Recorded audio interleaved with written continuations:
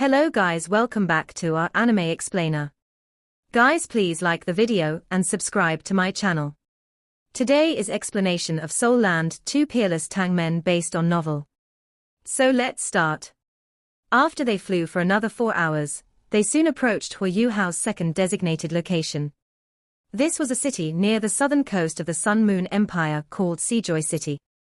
Seajoy City was located near the southern sea of the Sun Moon Empire, and could be considered a big city.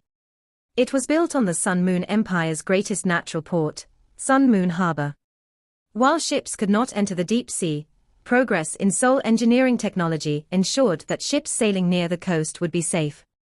After all, transport by sea was easier than transport by land, as it required less manpower and logistics. It would, however, require a greater upfront investment. Everyone could see Sun Moon Harbor in the distance. However, Hu Hao did not fly there straight away with his companions. Instead, they landed near the coast around 5 kilometers away from Sun Moon Harbor and Seajoy City. There, everyone changed into the style of clothing worn by the people of the Sun Moon Empire. Only then did they head toward Seajoy City on foot. Seajoy City could not compare with Radiant City or Shrek City. Relative to the cities of the continent, it was considered medium-sized. Perhaps because of its rather inaccessible location, Seajoy City's security was much less strict. Hu Hao and the rest were able to enter it easily. Seajoy City's buildings were different from those in the inland cities of the Sun Moon Empire. The city did not have the tall buildings of Radiant City, but more of the characteristics of a fishing village by the sea. They all looked extremely sturdy, as they were probably designed to withstand sea storms. The buildings of Seajoy City were all located on higher ground, while Sun Moon Harbor was located on a downward slope. They first found a medium-sized hotel to settle down in. After flying for almost half a day, they needed time to rest. Chio, come and walk with me, Hu Hao gestured to Nan Chio. Nan Chio looked at Yi Gai next to her, and said, "Ask Sister Gai instead." "Why me?" Hu Hao's face darkened as he said, "What did I say before we came out? You have to obey all orders. If you don't want to listen to my instructions, you can go back by yourself." Nan Chio stuck out her tongue and said crossly, "There's no need to be so fierce. I'll go with you." As she said that, she shot an odd look at Yi Gai. Yi Gai blushed, and her hips moved slightly. Then, Nan Chio ran out with a smile. Hu Hao said, "Take this time to rest, guys. In the meantime, you can replenish the soul power in our sealed milk bottles. We'll come back soon." Shu Sancha said, "Go, we'll be fine here." Hu Hao did not dare to delay. He was afraid of this young mistress. Heaven knew what kind of trouble she would cause. He followed her outside and saw that she was not far away. Only then did he relax. He rushed over and said, "Come, hold my arm." Nan Chio was startled. She jumped to one side as she stared at him warily and said, "What are you doing?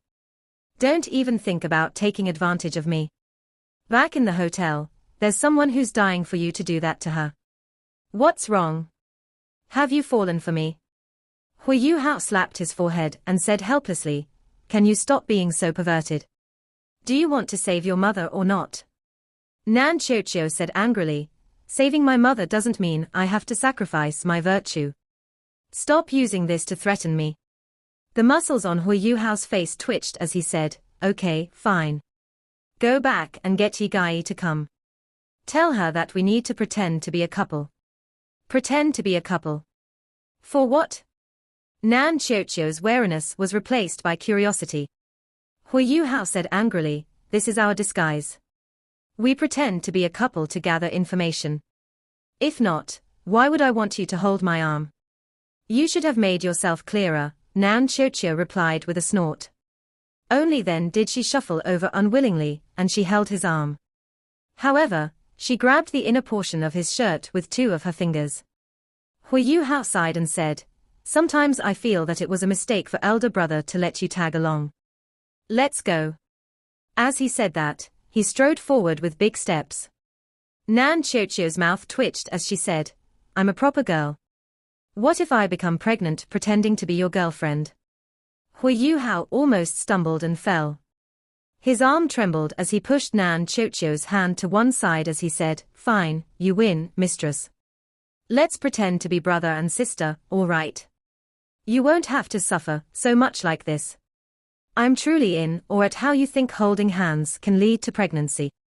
With that, he ignored her as he continued to walk forward. "Oi! Why are you so fierce? This time, you're in the wrong. There's no way for you to pretend to be my older brother. I should be your elder sister instead.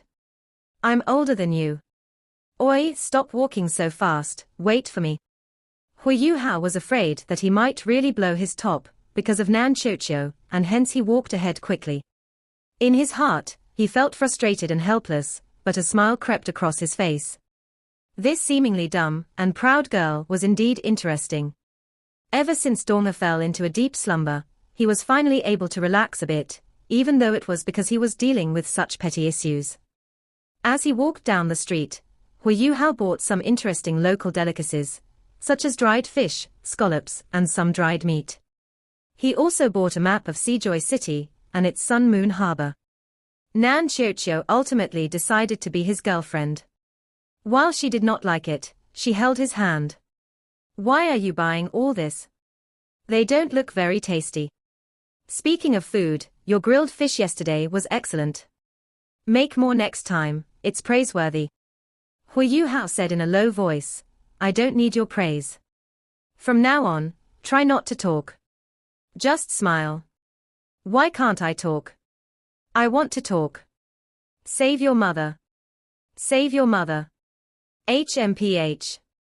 After making 2 rounds through the city following the instructions on the map, he finally stopped in front of building with a pointy top. He did not enter it immediately, but instead turned to look at Nan Chochio and said, "After we enter, say nothing, is that clear? Listen to my instructions. If not, you can go back." "All right, I'll keep quiet," Nan Chochio agreed unwillingly. Hui Yuhao sighed in relief, but just as he was about to enter, Nan Chochio said, "Have you realized that Sister Gai seems to like you?" Hui Yuhao missed a step, and he turned back and glared at her, saying angrily, "Shut your mouth, is that clear?" "All right." Nan Chochio shut her mouth unwillingly, but she continued to mumble, "I don't know what Sister Gai sees in you. So fierce, HMPH. Hui Yuhao did not bring He Gai out, because he sensed that she was looking at him oddly. Last night, it was clear from the way she watched him prepare the fish. Maybe she did not like him, but she was definitely curious about him. Hui Yuhao was quite sensitive to this. Chioa and Donga were already fighting for him.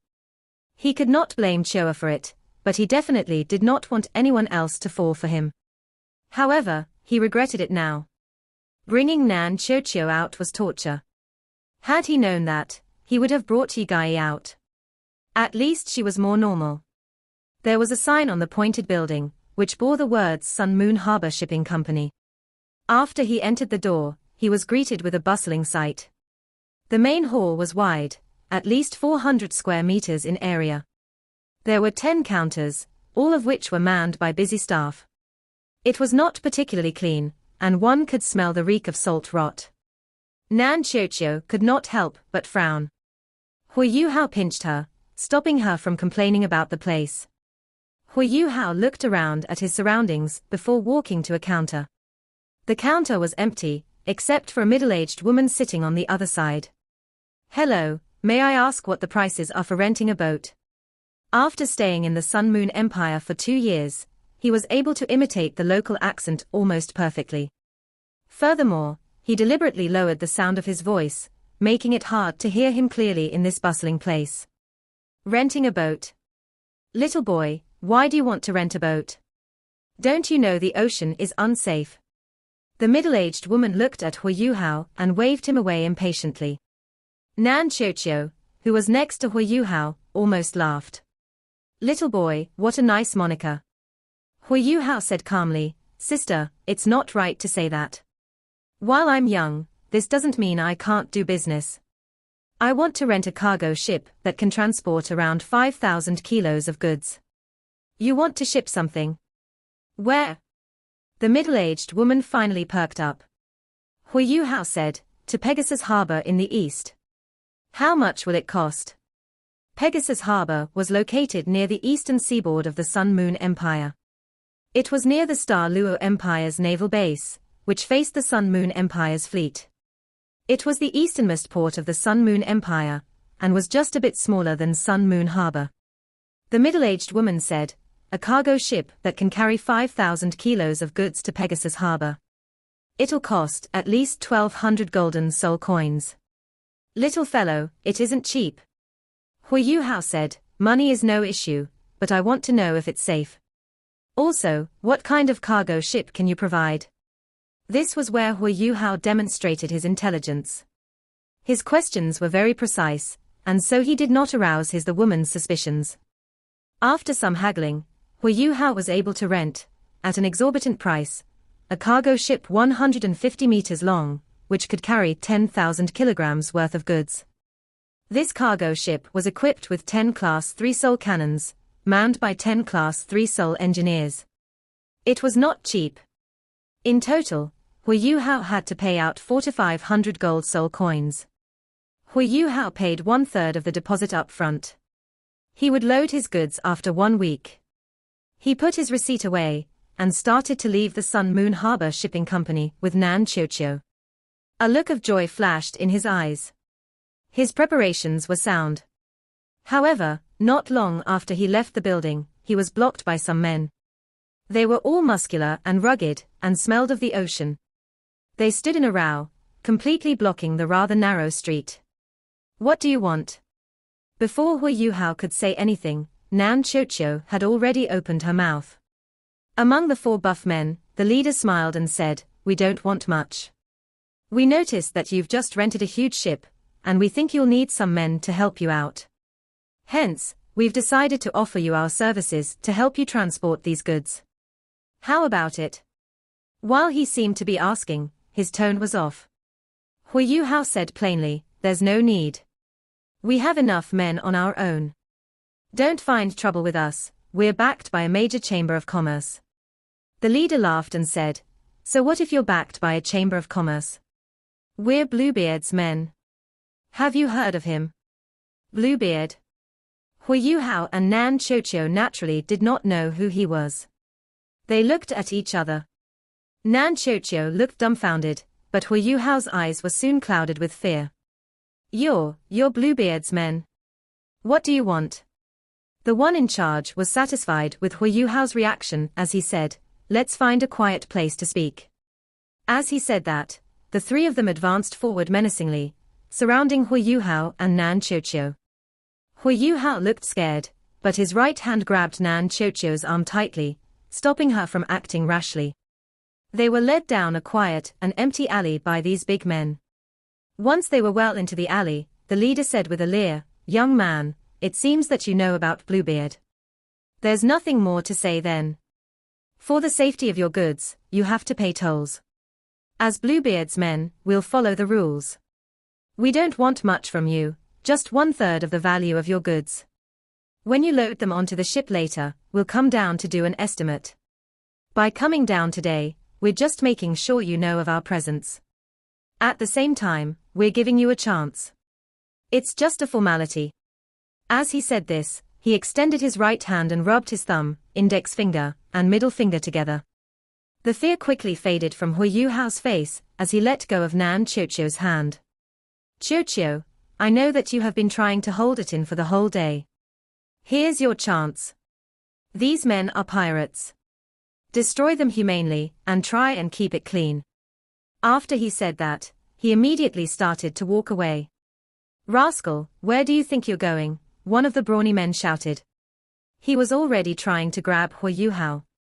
However, at this moment, a ray of pink light shot out from next to Hui Yu Hao.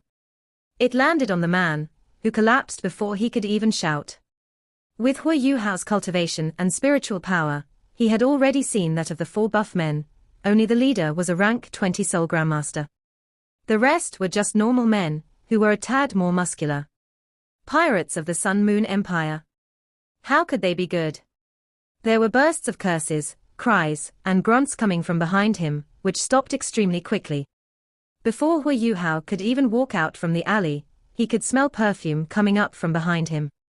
Nan Xiuqiu dusted her hands off and said unhappily, "Not fun, they were all too weak.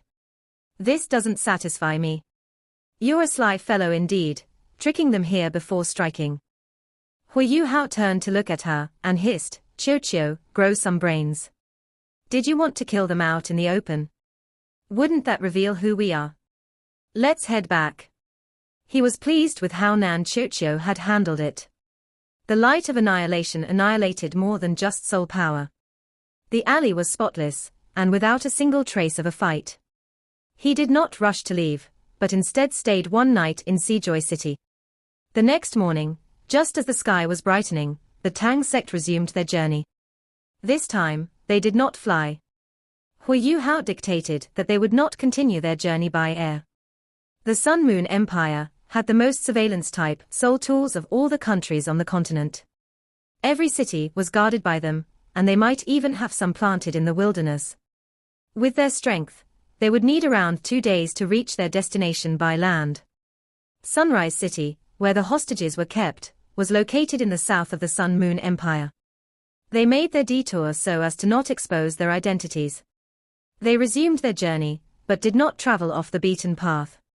Instead, they went by the main roads, and they moved ahead at full speed. Every time they ran into other travelers, Hu Yuhao would use imitation to make them invisible. They were thus able to bypass the other travelers without being noticed, and without slowing down. As they moved forward, they did not encounter any difficulties. As the Tang sect moved quickly toward Sunrise City, a bunch of other uninvited guests appeared near the Sun Moon Empire's border. Elder Xian flew at the forefront, Elder Song next to him. With the two of them in the lead, they were followed by other elders, as well as the Dean of Shrek Academy, Yang Xiaozhe, and the Vice Dean of the Soul Tool Department, Qian Duoduo. While there were only 8 of them, their combined power was nearly unprecedented in history. Qian Duoduo had recently risen to rank 95, and formally become a transcendent Doluo. Hence, it could be said that all 8 of them were transcendent Doluo. Their combined power was even higher than when they had last taken action during the tournament. "Xianzi, do we really need to do this? It's completely against the rules," Elder Song said in a low voice, frowning. Elder Xian smiled and said, "So, the actions of the Sun Moon Empire are legal. After the Continental Elite Youth Soul Master Tournament, they stopped so many team members from the various teams, and even detained and imprisoned some of them. That's against the rules, too." Elder Song sighed and said, "The Sun Moon Empire is committing a grave sin. I'm afraid the evil Soul Masters." Elder Xian shook his head and said, "They dare not. In terms of soul engineers and overall strength, the Heavenly Soul Empire and the Star Luo Empire are weaker than the Sun Moon Empire. However, in terms of Soul Masters only, they are not afraid. Unless the evil Soul Masters are seeking death, or are using all their strength, they would not dare to do anything. Let's go. If we don't create a ruckus, what can Yuhao do? He should be in the Sun Moon Empire by now. How could you consent to Hu Yuhao taking part in this operation?" Elder Song asked. Elder Xian waved his hand dismissively. "Old Song, don't be too fixated on the past. Yuhao appears to be quite different now. Furthermore, the ultimate soldier plan isn't supposed to raise a flower in a greenhouse, right? If he doesn't experience hardship, how can he better himself? As long as we make a big enough ruckus, he should be safe." "All right," Elder Song agreed with a reluctant nod. Elder Xian led them forward, and soon was in Sun Moon Empire airspace. As this was the border, the density of surveillance-type soul tools was the highest here. Instantly, 7 or 8 high-altitude surveillance soul tools locked onto his position. Elder Xian smiled, and pressed forward with his right palm. An intense yellow light shone from his body. Instantly, the sky appeared to collapse.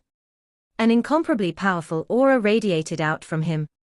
The high-altitude surveillance soul tools that had detected Elder Xian all started to whine loudly. Even as they sensed the power of their target, they were all affected by it. The high-altitude surveillance Sol tools were built on the foundation of sealed milk bottles, which provided them with enough Sol power to spend a long time in the air. However, as Elder Xian's Sol power fluctuations were too vigorous, it caused the Sol power in the sealed milk bottles to react adversely.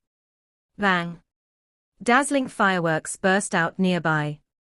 Bang, bang, bang, bang, bang, bang, bang. A series of explosions, accompanied by flashy red fireworks, followed the first one quickly. After a breath or two, all the high-altitude surveillance Sol tools in a 2.5 kilometer radius were blown up by Elder Xian's massive Sol power. After Elder Xian did that, the rest started to act too. With their transcendent Doluo strength, they did not need any flying-type Sol tools to fly. The remaining 7 all flew off in different directions. After a short while, the pitch-black night sky started to light up again. A huge amount of aerial surveillance-type Sol tools were destroyed at great speed. However, the Sun-Moon Empire was still the most powerful empire on the continent. It quickly reacted and counterattacked. Powerful rays of light lit up on the ground as Sol tools bombarded the sky. They were all wide-barreled Sol cannons, and there were also other Sol cannons which could immobilize, paralyze, or stun their targets. Only Sol tools which were class 6 and above could hit targets at their altitude. Instantly, the entire sky was illuminated by bright, eye-catching lights. The rays of light from the Sol cannons were like a forest of death that enveloped everything. Faced with this formation, even a normal titled Doluo would panic, and try to escape as quickly as he could. However, no matter how strong the Sun-Moon Empire's defenses were, they were not designed to withstand transcendent Doluo. Or at least, they were not prepared to handle 8 of them. Faced with the rapidly rising rays of light, Elder Xian and the rest rose higher into the air. No one knew how many Sol cannons the Sun-Moon Empire had beneath them, so fighting them head-on was not a wise choice. However, no matter how powerful a Sol cannon was, even if it was class 9, its range was limited. With their transcendent Doluo cultivation, they could fly 3,000 meters into the air, a height which would allow them to dodge most Sol tools. The 8 figures rose into the sky. Even if a Sol cannon could strike them, it could not overcome their defenses. Without the help of the destroyed high-altitude surveillance Sol tools, it would be difficult to lock onto their positions. However, Elder Xian and the others did not relax. They had seen the strength of the Sun-Moon Empire's Sol tools in battle, and understood how terrifying their opponents were. In Elder Xian's heart, he rejoiced at the fact that Hu Yuhao had destroyed the underground bunker. At that time, he had scolded the young man, because that action might have impoverished many. However, now that he thought about it, he realized that had the huge warehouse not been destroyed, all the Sol tools inside of it would have been deployed in war. Even transcendent Doluo like them had to dodge to avoid getting hit by this many Sol cannons. How would the soldiers of the 3 countries fare? The high-altitude bombardment did not last for very long.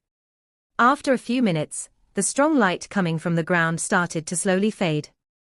At the same time, ground-based aerial surveillance Sol tools started to scan the air using huge swaths of shapeless light waves to find Elder Xian and the others.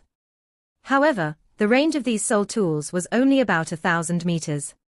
If not, there would no need for those high-altitude surveillance Sol tools. The Sun-Moon Empire only possessed this level of technology at the moment. After the ground-based aerial surveillance Sol tools performed a scan, figures rose into the air and charged toward them in the sky. All of these figures had a light on their backs, which came from flying-type Sol tools. There were hundreds of them. One of them, in the center, carried a large surveillance Sol tool. Faced with a sudden attack, the Sun-Moon Empire had come up with an all-around response. First, they bombarded their targets with all their might. Then, they used ground-based aerial surveillance Sol tools to scan for them. Finally, they deployed their aerial warfare legion. Their plans were very well done. However, their enemies today were nearly invincible. If the Sun-Moon Empire's Sol engineering legions were powerful enough to resist the rest of the world, the Sun-Moon Empire would not have had to wait to invade the other empires, or form an alliance with evil Sol Masters. Hence, when Elder Xian appeared with a smile in front of the 300 members of the Aerial Warfare Legion, their end was near. hundreds of soul cannons open up on Elder Xian. In this legion, the most powerful soul engineer was at least class 7. However, faced with a powerful existence like a rank 98 title Doluor, everything they did was futile. Elder Xian did not like killing, so he did not kill them straight away, but instead used his domain-type gravity control. All of the soldiers fell to the ground like flies that been doused with insecticide. The other elders did not slack either. Discussion and action were separate matters. Explosions rang out from the ground below. According to the unspoken rules of the continent, title Doluor and high-level soul engineers would not attack ordinary people. This was why Elder Song did not want to attack just now. However, Elder Xian had found a loophole. Their target was naturally not the ordinary soldiers of the Sun Moon Empire. However, faced with an attack by the aerial soul engineers, Elder Xian naturally would not show mercy. The other elders did not kill, but instead tried to cause as much destruction as possible. While the soul cannon bombardment just now was powerful, it also revealed the locations of the soul cannons the Sun Moon Empire had installed. Hence, they became targets for the many transcendent Doluor. Beyond the sites of the soul cannons, they also attacked granaries and ammunition warehouses. That night was a nightmare for the Sun Moon Empire's border troops stationed near the Heavenly Soul Empire. Explosions boomed from midnight to dawn. When the sun rose once more, the main camp of the Sun Moon Empire was completely ruined. How could there be no Class 9 soul engineers in charge of such an important camp? However, the 2 Class 9 soul engineers in charge there could do nothing in the face of 8 transcendent Doluor. Furthermore, the attack took place at night. Without the high-altitude surveillance soul tools, how could they concentrate their fire on the elders of the Sea Gods Pavilion? War had yet to break out, but Shrek Academy was already using its strength to demonstrate to the Sun Moon Empire that Soul Masters were still the most powerful weapons of war. Elder Xian and the other elders did not hide their identities. Soon, news of this destruction spread throughout the Sun Moon Empire. Smash! A delicate tea bottle was shattered against the ground. Shu Tianran was so enraged that his face was pale. What the hell were the border troops doing? 400 soul engineers are injured or dead. A huge amount of soul cannons and ammunition were lost. Fools, a bunch of fools. Juzi sat next to Shu Tianran, clad in light golden regalia, and was silent. After Shu Tianran ascended to the throne, he named her his empress. Her position was unlike before. After Shu Tianran was done venting his anger, he calmed down, and a smile crept across the corner of his mouth as he said, "Shrek, have you finally decided to strike? Someone go and summon the imperial tutor to discuss this matter." "Yes," the guards outside replied frightfully. "Empress, what do you think?" Shu Tianran asked Juzi. Juzi stood up, walked behind Shu Tianran, and massaged his shoulders, saying, "Your Majesty, please don't be too angry. This matter, to me, appears strange. While Shrek Academy is the top school on the continent, they do not belong to any country. Everyone knows that Shrek Academy is independent, and their position is exceptional. This time, their actions should be a form of retaliation against us for capturing the participants of the tournament. They want to force me to release them." Shu Tianran's eyes narrowed into slits. Juzi nodded and said, "I believe that to be the case. They'll continue to attack. Faced with these powerful soul masters, it is indeed impossible to fight back. They rely on the border with the Heavenly Soul Empire and the Star Luo Empire, which makes it hard for us to strike back at them." Shu Tianran chuckled coldly and said, "Do they want to see who is more destructive? In that case, no one can beat evil soul masters. Since they want to unleash destruction, I shall do it, too. Let's see who will crack first." Juzi shook her head and said, "No, Your Majesty, you can't do that. We aren't ready yet. If we do that, we'll be provoking the war ahead of schedule. While the Holy Ghost Church is powerful, they cannot fight all the soul masters of the original 3 countries of the continent. This may be a trap set by our opponents. If the Holy Ghost Church suffers a major defeat, it will not do us any good." Shu Tianran was ultimately a crafty leader. Just now, anger had made him lose his reason, but he gradually calmed down and patted Juzi's hand. With you as my empress, I'm blessed indeed. Tell me, what should we do? A murderous aura flashed in her eyes as she said, Your Majesty, our empire still has a stockpile of Class 9 stationary soul cannons. There are some that can shoot into the sky, right? Xu Qianran's eyes lit up as he said, Are you saying we should intimidate them? Yes. Kill one to scare 100. This will prevent them from being so arrogant. There are some soul masters who have yet to taste the might of a Class 9 stationary soul cannon. A clear breeze intermingled with the aroma of nature. Insects and birds chirped in the forest, and sunlight cascaded down, casting faint rays that could not penetrate the thick foliage. Underneath a tree so wide that it would require at least 10 people to surround it, sat a person. Her powdery blue long hair hung loosely behind her back. As she was sitting down, her hair brushed the ground. Her eyes were shut, her long eyebrows curled slightly, and her nose was straight. Her skin was pale white, and her lips were supple. If beauty had a human form, this was it. Her long, slender legs were crossed as she sat straight. From the side, one could see her round, heaving posterior. Her slender figure, which stretched from her waist to her posterior, would attract the attention of any man. Even though her eyes were closed, she emitted an icy-cold aura that deterred most beasts and men from approaching her. If one could sense the auras nearby, one would realize that apart from birds and insects, there were no large animals. This was one of the most mysterious and dangerous places in the Doluo continent. Soul Masters called it the slaughtering grounds, as it was the core region of the Great Star Do Forest. To humans, this was a deadly place. Even transcendent Doluo would not dare to come to this place without preparation, because half of the 10 great savage beasts of the Doluo continent lived here. They each had extraordinary abilities, and were as intelligent as humans. Furthermore, they could also command the many powerful soul beasts inside the Great Star Do Forest. Normally, 100,000-year soul beast was equivalent to a titled Doluo. In terms of strength, it depended on the innate skills of the individual soul beast, just like how it depended on the martial soul and soul skills of a titled Doluo. Once a soul beast broke through its bottleneck and reached a 200,000-year cultivation level, its power could rival that of a transcendent Doluo. Every 100,000 years after that would be a matter of life and death to the soul beast. Undoubtedly, every time the soul beast overcame such a deadly test, its power would increase exponentially. It was like when Hui Yuhao first met the Ice Empress.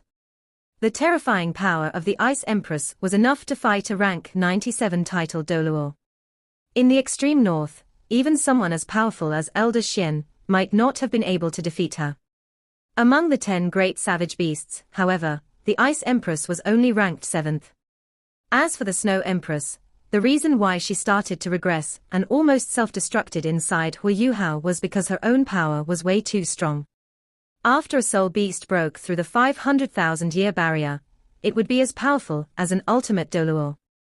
In other words, the Snow Empress was as powerful as the Dragon Emperor Doluo, Long Xiaoyao.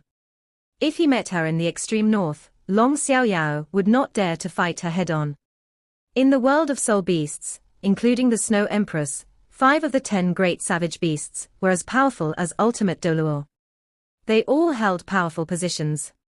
Naturally, they were the top 5 of the 10 great savage beasts. At this moment, in the core region of the Great Star Do Forest, the slaughtering grounds, lived the 1st, 4th, 5th, 6th, and 8th of the 10 great savage beasts. They ruled over all the other soul beasts. To live in the slaughtering grounds, one had to have a cultivation of at least 100,000 years. Hence, this was the top place for transcendent Doluo to seek adventures. Once one reached the level of a transcendent Doluo, he would not need soul rings anymore. However, it was important to remember that the killing of a 100,000-year-old soul beast would not only spawn a 100,000-year soul ring, but more importantly, it would produce a soul bone. A 100,000-year soul bone which carried 2 soul skills. For soul masters, gold and riches were nothing. However, how many people could possess all 6 soul bones? Once a transcendent Doluo had a 100,000-year soul beast soul bone, his power would experience a qualitative leap. Hence, many transcendent Doluo visited the slaughtering grounds. Some of them even killed a few 100,000-year soul beasts. In the end, this enraged the leaders of the soul beasts in the Great Star Do Forest. They launched an unprecedentedly terrifying beast wave, targeting Shrek City. It terrified all soul masters. Even though Shrek City was able to halt the invading beast wave with the help of the many disciples from Shrek Academy, as well as the body sect, the humans eventually compromised. Shrek Academy led a total of 27 titled Doluo in promising, on behalf of all humans, that as long as a 100,000-year soul beast did not leave the slaughtering grounds, the humans would not enter it. Only then did the leaders of the soul beasts calm down and end their destructive beast wave, and the devastation it brought in its wake. From that moment on, the slaughtering grounds in the Great Star Do Forest became a forbidden zone for humans. Not a single human could be found there.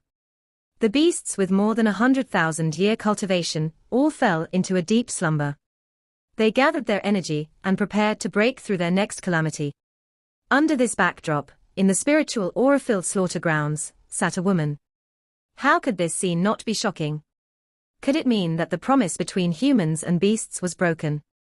Suddenly, the woman's body started to tremble slightly. Following that, a strange scene appeared. A golden light shone in the center of her forehead. This golden light extended into a ray of light about 1 inch long.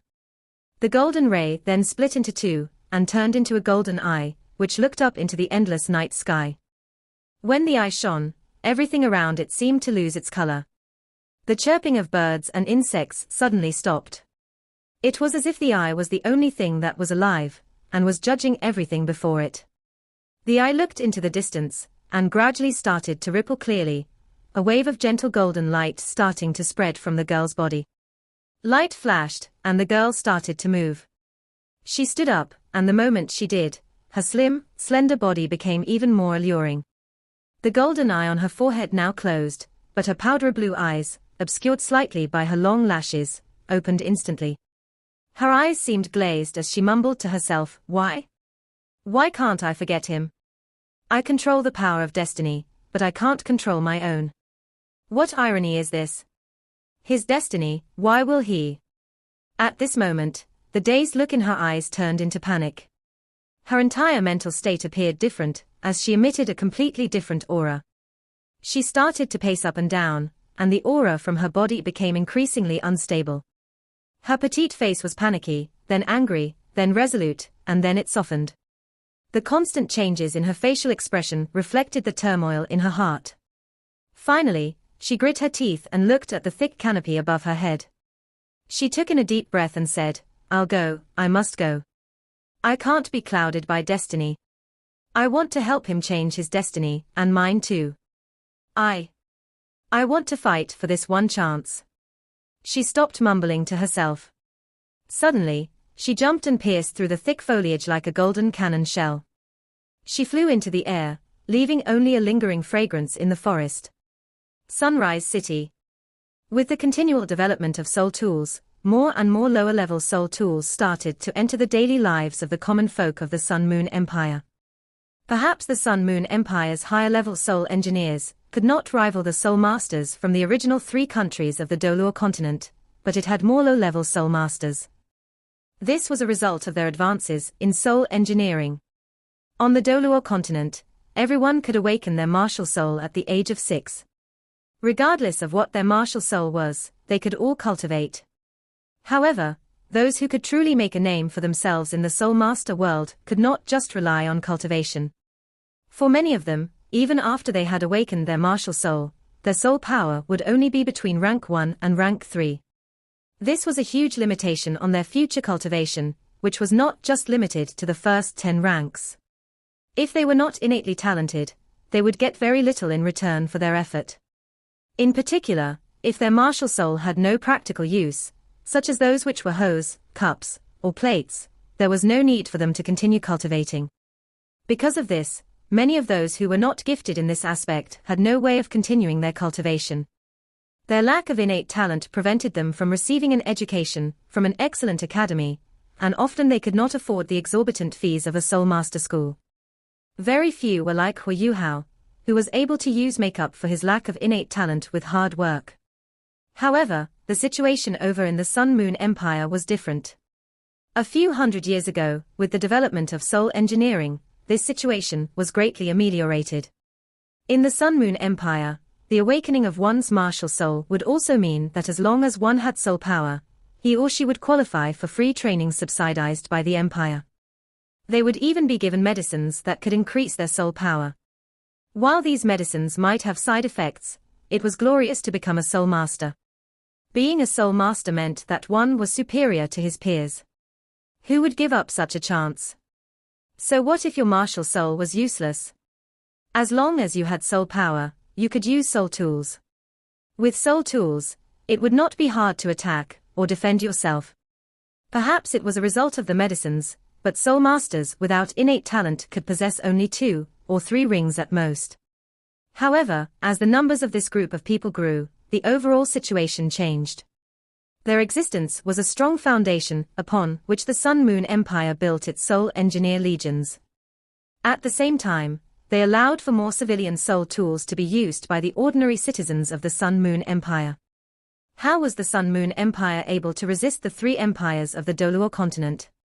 This was one of the major reasons. Undoubtedly, in terms of soul engineering technology and the nurturing of soul engineers, the Sun Moon Empire had a very large lead. Sunrise City was only a small to medium-sized city in the Sun Moon Empire. It was not as huge as Radiant City, and in total, it had fewer than 100,000 permanent residents. Counting its non-permanent residents, it had about 500,000 inhabitants at any given time. However, in the past few months, the city had undergone a complete change.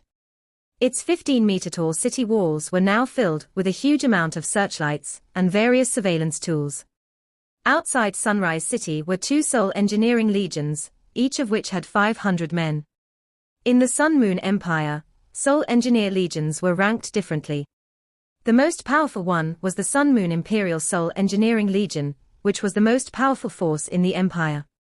One soul power had to be at least rank 50 to join it. In other words, only soul kings were qualified to enter it. In total, it had 300 men. Among them were 3 legion commanders and 3 legion vice-commanders, all of whom were Class 9 soul engineers, who were loyal only to the imperial family. Only the emperor of the Sun Moon Empire could use this powerful soul engineering legion. They were equipped with the top soul tools, and they received the best treatment among all the soldiers in the Sun Moon Empire.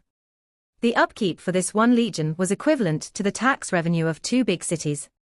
This was the force which guarded Radiant City, and they were the most loyal and important fighting force of the emperor. Together with the imperial palace of consecration, they were the 2 pillars of the monarchy. Part 1 end here.